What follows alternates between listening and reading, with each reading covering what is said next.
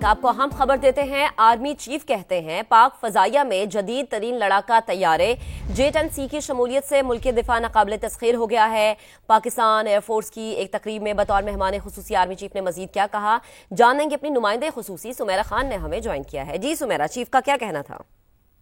جی بالکل، Pakistan air force کے operational base پر انڈکشن اینڈ آپریشنلائزیشن کی تقریب کا انعقاد کیا گیا تھا، جہاں general Syed Asim Munir army chief بطور مہمان خصوصی وہ شریک تھے، اور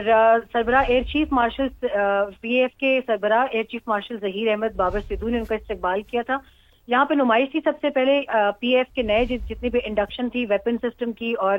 ڈیفنس ایسٹس کی، ان کی نمائش تھی، اور آرمی چیف نے اپنی تقریر کے دوران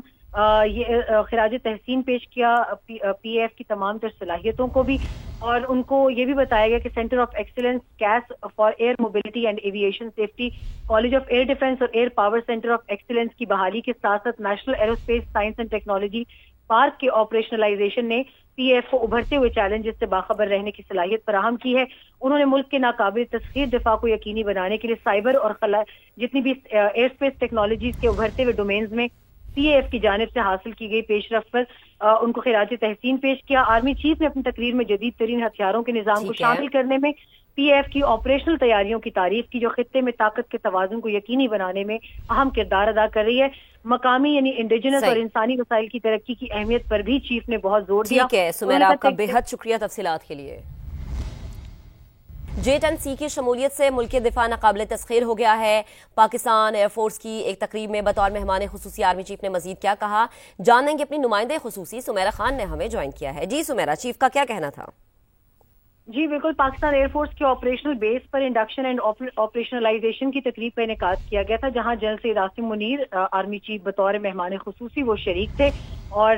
سربراہ ایئر چیف مارشل PAF کے سربراہ air chief marshal Zaheer Ahmed Babar Sidhu نے ان کا استقبال کیا تھا۔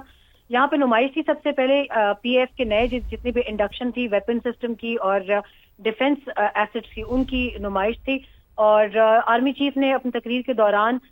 یہ خراج تحسین پیش کیا PAF کی تمام تر صلاحیتوں کو بھی، اور ان کو یہ بھی بتایا گیا کہ centre of excellence case for air mobility and aviation safety, college of air defence اور air power centre of excellence کی بحالی کے ساتھ ساتھ national aerospace science and technology park کے آپریشنلائزیشن نے PAF کو ابھرتے ہوئے چیلنجز سے باخبر رہنے کی صلاحیت فراہم کی ہے۔ انہوں نے ملک کے ناقابل تسخیر دفاع کو یقینی بنانے کے لیے سائبر اور جتنی بھی ایئر اسپیس ٹیکنالوجیز کے ابھرتے ہوئے ڈومینز میں PAF کی جانب سے حاصل کی گئی پیش رفت پر ان کو خراج تحسین پیش کیا۔ آرمی چیف نے اپنی تقریر میں جدید ترین ہتھیاروں کے نظام کو شامل کرنے میں PAF کی آپریشنل تیاریوں کی تعریف کی، جو خطے میں طاقت کے توازن کو یقینی بنانے میں اہم کردار ادا کر رہی ہے۔ مقامی یعنی انڈیجنس اور انسانی وسائل کی ترقی کی اہمیت پر بھی چیف نے بہت زور دیا۔ ٹھیک ہے سمیرہ، آپ کا بہت شکریہ تفصیلات کے لیے۔